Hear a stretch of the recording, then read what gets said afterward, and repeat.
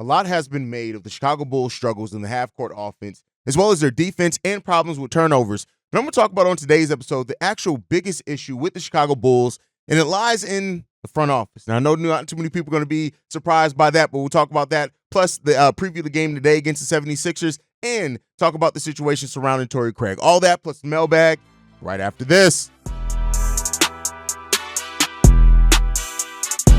You are now tuned in to Chicago Bulls Central, your number one place for all Chicago Bulls news and content. What's going on, Bulls fans? Welcome to another episode of Chicago Bulls Central, your number one spot for everything Chicago Bulls related. I'm the host, Torrey Haize, but more importantly, you guys can follow the channel at Bulls Central Pod on every social media platform we happen to be on. With that said, let's go ahead and get into this content for today, y'all. And so I, of course, want to start off talking about this problem with the Chicago Bulls. I know we've talked about the players on the roster and Josh Giddey. We talked about Kobe White's struggle with consistency, other things all up and down this roster. Who should start, who should sit, defense, things like that. But the biggest problem with this front office, and the problem that continues to be repeated by this team, is the problem with the roster construction of this team. That just is what it is. This team continually suffers from the same thing year after year, and that's missing vital pieces of the roster. And that's really the biggest issue with this team. Yes, you have problems with fit of certain players, but that goes back to roster construction. You have problems with defense. That goes back to roster construction. You have problems with half-court offense. That goes back to roster construction, some with execution and coaching as well. Want to be clear on that. But overall, when you look at every phase of this team, since AK has taken over, what has been and honestly, it goes farther than that, right? Like even during the Wendell Carter, those days, and after we got Zach LaVine and had him and Laurie, there have always been problems with roster construction. Now, I want to be clear here. Threading the needle of having a balanced roster is a lot more difficult than what we make it out to be as fans.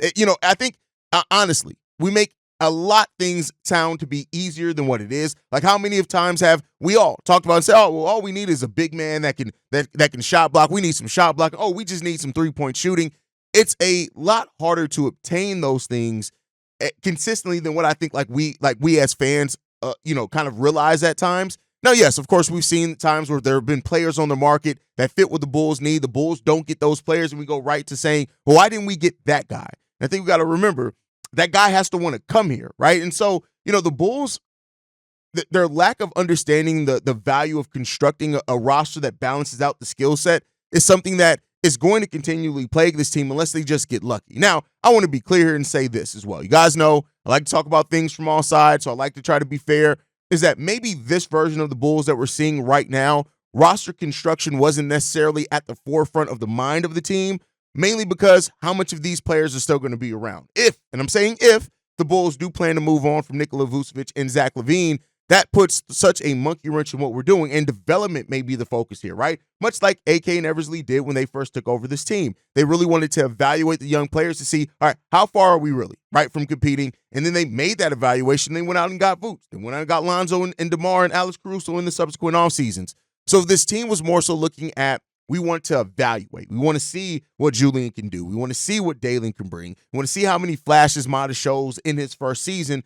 Again, the playing time's not there consistently. Are Kobe and Ayo going to be able to do what they did the season prior? So it could very well be a evaluation mode. But then again, you got to also say, well, how well can you evaluate some of these guys if you're putting them in situations that aren't really conducive to having a system or a environment in which it makes sense for the players that you have out there, right? So it's a lot of things out there that you look at. And one of the biggest things there is bringing in Josh Giddey when you already had Kobe and Ayo, who looked like to be a solid backcourt, but we got a voicemail on that, so I'm not going to dive too much into that now. We'll get into that in the first voicemail.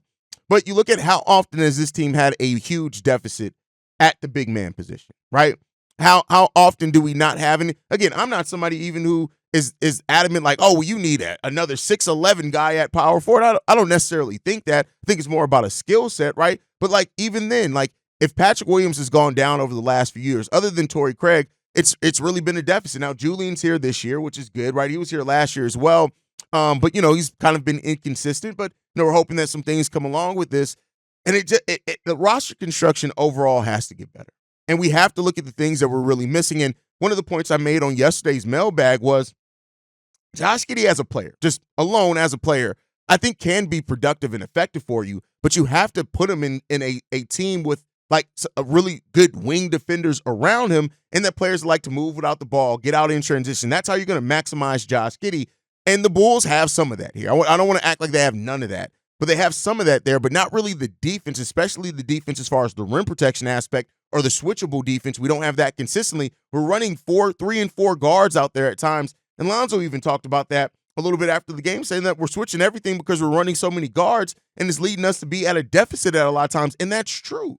That's just where we are right now as a Bulls team, is that we don't have the necessary pieces to make some of these make this roster really make sense and overcome some issues. We're going to be a bad defensive team. And I've said it before. Maybe that's by design. The one thing that you can do if you're not outwardly tanking, that is going to put you in a situation where, hey, we're developing guys. We're going out there and competing. We're going out there and putting them in situations. We're running an offense where everybody's getting their touches, but we just don't have the defense to really get over any type of meaningful hump.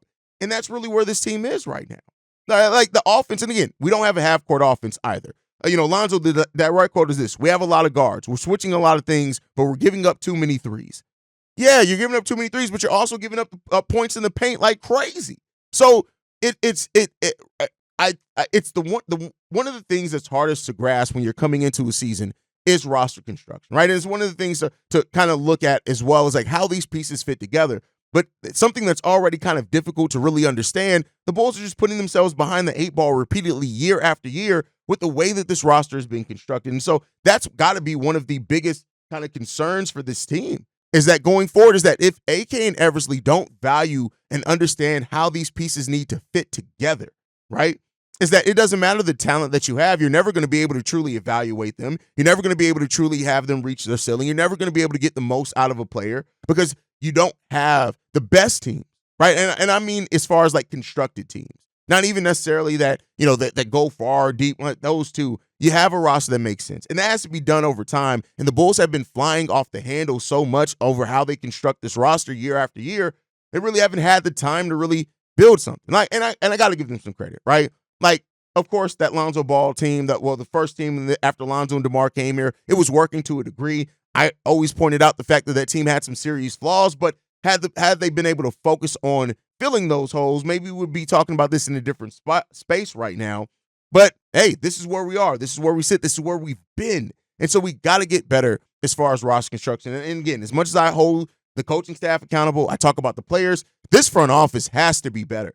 And the problem is that they're probably not going anywhere anytime soon. I see you guys with your fire, AK and Eversley, they're worse than guard packs, whatever. Listen, one thing that's been consistent with this team over like time and under Jerry Reinsdorf, your front office, your president of basketball operations, typically is going to get about 15 years on that job. We're 6 years in?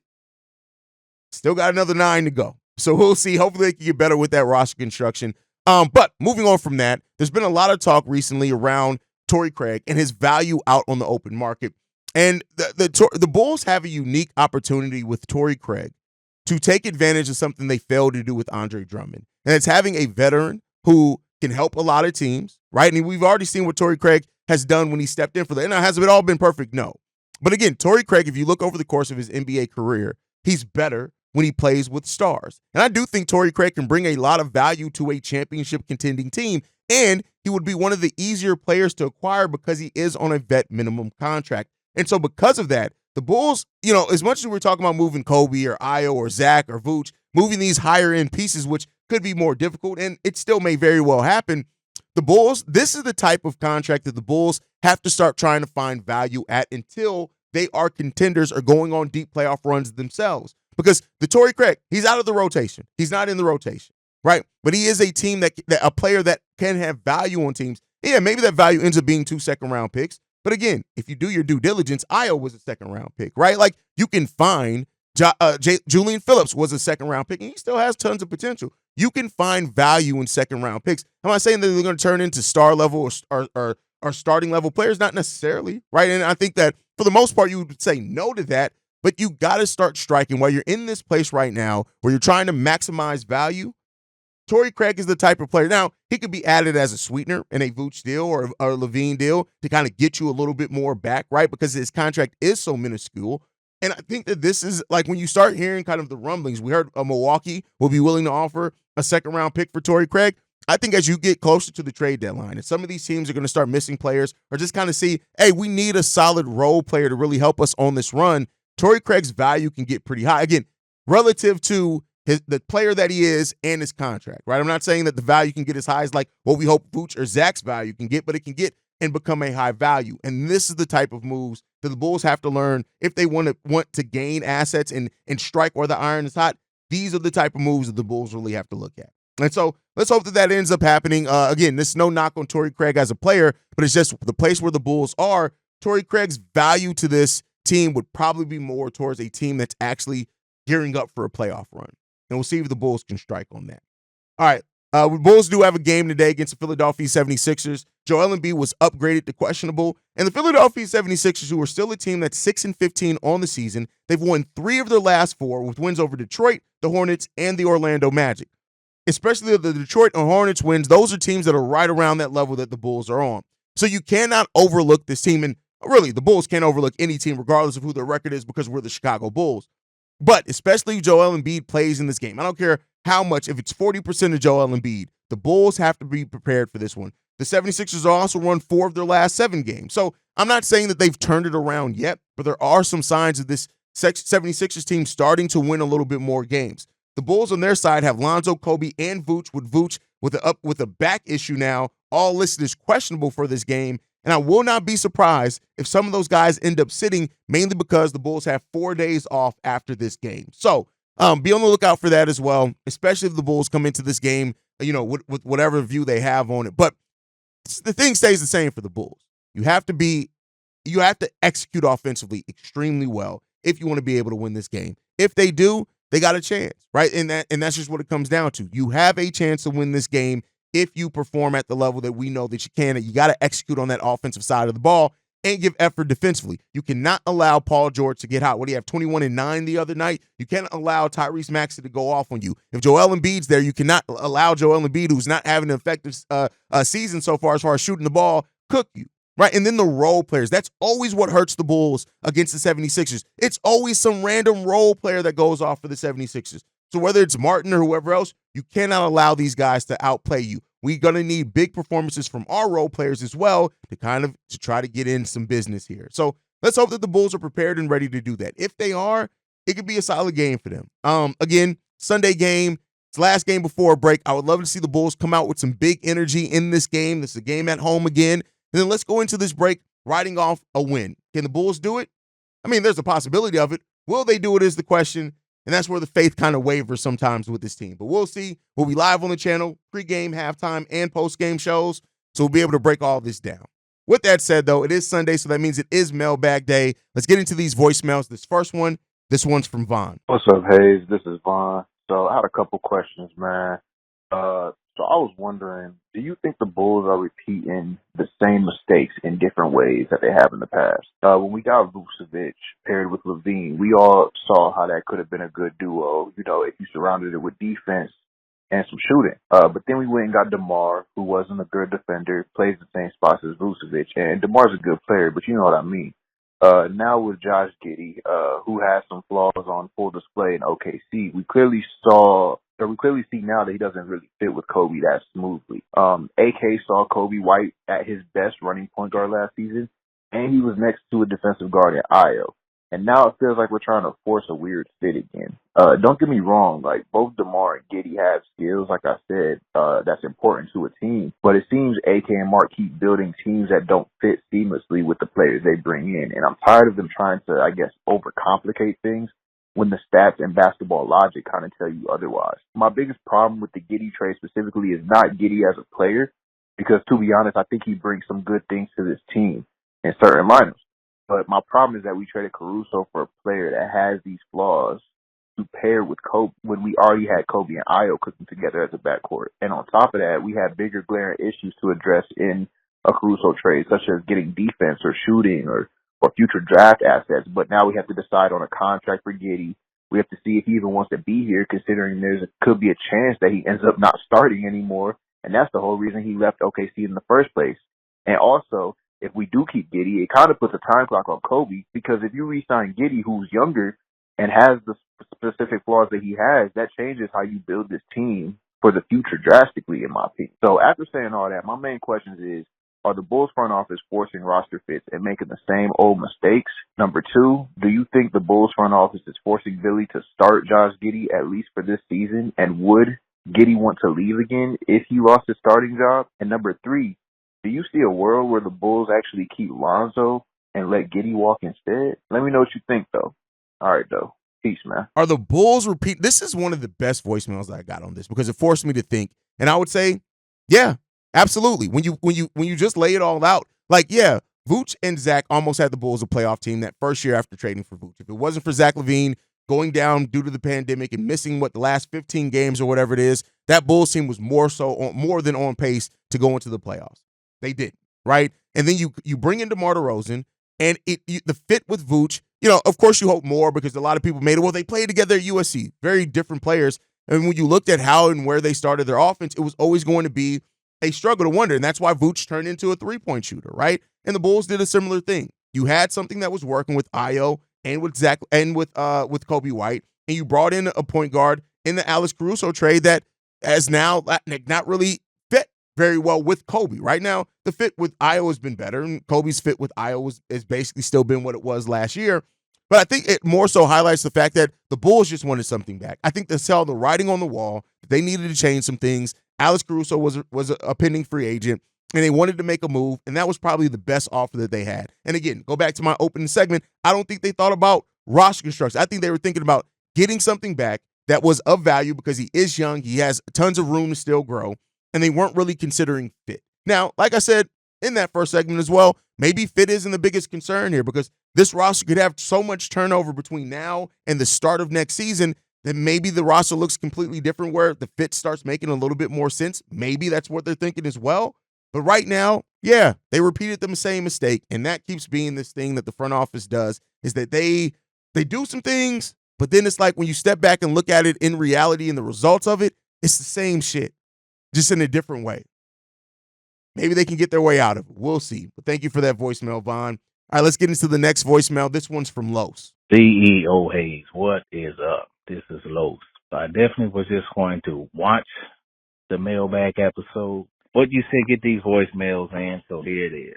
So first, to the hardest working man in podcasting, thank you, brother. We truly appreciate your hard work. We see it. And the least I can do is leave a voicemail. So I watch you on your many platforms, and I want to say thank you for not making me think that I'm watching the same show over and over with the same host.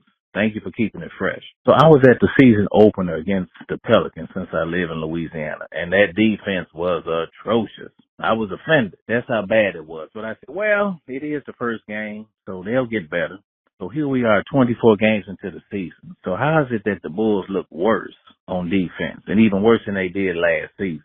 Yeah, they'll have a good defensive game, or decent to solid defensive game here and there. And occasionally they'll limit those turnovers, but not enough to compensate for how many points they give up in the paint and how many points they give off turnovers. And one other thing, you see all the comments, voicemails, emails, texts that we don't have access to. So I could be wrong. Maybe you've seen it. But where are those Bulls fans at the beginning of the season that said they were going to win 45 games? I haven't heard from them. Where are they? 45 wins, my eye. Go Bulls, see red. Yeah, I'm seeing red all right. Now I see why you say see red if you can. But I got to leave one positive thing after all of that. The best I can say on a positive note, that offense, it can be something special when they got it clicking, got it rolling. That's the best I can do as far as being positive. But thank you, Brother Haize. Go Bulls, see red. Peace, brother. Bulls look worse on defense than at the start of the season, and especially, yeah, they absolutely do. They absolutely do. Now, injuries have played a part into that, and not having Patrick Williams out there has played a part into that, because he is a versatile defense piece. I don't care how people feel about him offensively. What he has brought defensively for this team has definitely helped this Bulls defense look better. I'm not saying look great, but look better. Paint defense, points off turnovers will doom this team this season. It just is what it is. And there's no correction for that unless you unless you drastically change some of this roster. And so, yeah, it is what it is when it comes down to that. That is going to be a flaw, and Billy Donovan's literally been talking about that since media day, and it's proven true. This is a team that, yeah, we're bad defensively, and we're going to continue to be bad defensively. Now, as far as where the Bulls fans had said that this team could win over 40 games, hey, I try to tell them. And I don't even say that to like beat my chest or whatever. Like, I did try to tell people that this was going to be a Bulls team that was going to struggle defensively. I mean, going to not win the games. Like, 35 wins was my top. I had them more towards 30 wins. Now, right now, they're on pace to be between that around 32 wins. But, hey, this team is a struggle. And while this team, and I think people like look at what this team could be offensively, and that's fair. This team can and does look special offensively at times, but still with no half-court offense, with no defense at all, right? It's just, man, this is going to be a struggle of a season as far as defensively for this team, and we'll continue to see it. Thank you for that voicemail, Los. All right, let's get into this next one. This one's from Vikram. Yo, what's up? This is Vikram. I just have a quick thought. I feel like we should look to shop Kobe White. I know you've talked about this a lot. A lot of listeners have talked about this, but my rationale, I guess, is this is when Kobe White's value will be at its highest. I think you could form a championship team around Kobe White, not around him, but with him, like you say. But like we're not that. Like we're like at least 5 years away from that. So maybe if we get really lucky, like 4, maybe 3 years, but like we are away from that, like a good amounts away. And we could get like one good first round pick, maybe like 2 so picks. But like in my head, like I'm just like, Kobe White is a great player, but he's on like one of the best contracts in the NBA, if not the best. And with that, like we can get a good return right now. And I don't see a world in where he becomes like a 24 point per game scorer. And I know we don't need that right now, but with Josh Giddey and Ayo Dosunmu's chemistry, we saw it in a couple games ago, but that seems like something that could be a placeholder for what's to come in like this draft, the next draft, whatever, the future. And I think if we maximize his value right now, we could be in a better spot for our future. But that's just my thought process. Obviously, like either way, like I think it's good to trade him or not trade him, but I think we should look to trade him this deadline if we can get like a nice return. All right. Shopping Kobe White, this is much like the voicemail we got from Corn. And listen, I understand the thought process of striking while the iron is hot on deals, trying to maximize value of players if they like, and I understand that. So I'm not going to act like I don't understand. Again, I don't agree with moving Kobe, but I understand where it's rooted at when people are saying, hey, you want to maximize on a player's value now. The thing is, I never assumed that this team is going to get good value. And like I said in yesterday's episode, I more so would want to see what the Bulls can get in the draft, where they are in the draft, who's on the board before we think about shopping Kobe. That's just my personal opinion. Now, if they do, and depending on what they get back, I don't know if they get a first in this draft, right? Because I think maybe that's the thing. Like a tail end of the first in this draft, is it worth it? Could be, because this is a very deep draft, but we'll see, man. But overall, I've come to peace with the fact that it could happen. It very well could happen. It just comes down to what are they getting back, and that's where I don't have the faith at with this front office all the time. Is I don't necessarily have the faith that this team is going to get the value that's back, and they're going to replace him with something that's actually better. But hey, we'll see. We'll see. That's all I can say here is we'll see. All right, let's get into the last voicemail today. This one's from Mike. Hey, what's up, Haize? It's Mike. Happy belated birthday. I wanted to share my thoughts about the situation right now about who the Bulls should trade by the trade deadline and what they should do, and then hear your thoughts. The big reason to trade is really to ensure keeping the pick. I agree with your take on that. It would be pretty devastating if the Bulls got knocked out of the 10th spot or got the 11th and just lost that pick, especially given how bad the roster construction is. The other big reason is to trade assets at their peak value, which honestly the only player who really fits that description is Vooch, because he's 34 and he's playing amazing right now. So it's just obvious to trade him. Everybody else, I feel, I know Kobe's value might be higher this year than next year just because he has more years on his team-friendly deal, but I believe he's going to get better, and the difference won't be that big. So, given, and then the third is just for development to clear out space so that the younger guys like Buzelis and Dalen Terry can get more run and develop. So I would say if it were me, it's going to be really hard to move on from Zach, but the two players that affect winning the most would be Zach and Vooch. I would definitely trade Vooch because you could get something back for him. With Zach, it'll be a shame to trade such a good player for almost no value, but you might have to do it just for the sake of the development and also for the keeping that top 10 pick. The other thing is you've said before how with the point differential, the Bulls might end up keeping their top 10 pick even if they don't make any trades. But I was looking at Tankathon. They have that advanced stat about for the rest of the schedule, what is the strength of schedule of each team in the NBA. And the Bulls were ranked with the lowest number, meaning the easiest schedule, I guess because they already had so many hard games and back-to-backs. So, given that, like, the ease of the schedule and, just a lot of our players can improve, I think there is a chance that we would lose that top 10 pick. I don't know how concerned you are about that. I want to hear your opinion. But the other thing I want to hear your opinion on is, Vooch and Zach are affecting winning the most for us. Besides that, which players are having the biggest impact on winning, meaning if we traded them. First, thank you for the birthday wishes. And I do want to say, I did not cut off your voicemail. Your voicemail cut off because of the time limit. There is a 3-minute time limit on the voicemail that's not in my control. So where his voicemail stopped at, I didn't do that. I just want to be close in that. But strength of schedule. Here's the thing. Strength of schedule is always changing. And yes, the Bulls are listed right now as the 30th strength of schedule. But when you look at after January, they go all the way up to the 12th hardest schedule in the NBA. So that's why, I get what you're saying as far as the Bulls' point differential. And I'll say this, the Bulls' point differential has gone up some. But we got to see, and that's why I said, right now with where the point differential is, that's where it puts it. That's the thing that kind of always holds true. Now, could the point differential change as the Bulls play better and maybe get some pieces back? Yeah, it could.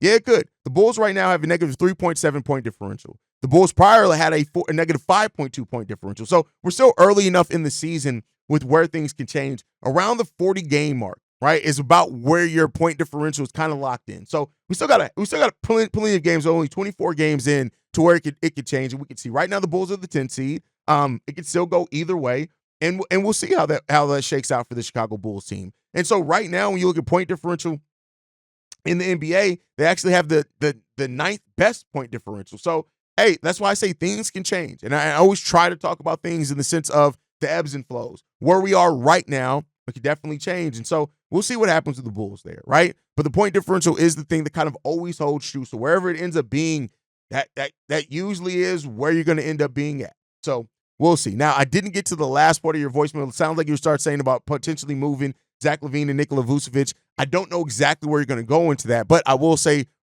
that moving those guys definitely does drastically change your point differential and drastically changes the ceiling of your team depending on regardless of what you get back, because you're not getting back players that are equal value to that. So we'll see. This is going to be the trade deadline for the Bulls could be very interesting, or it could be another punt. We could see nothing.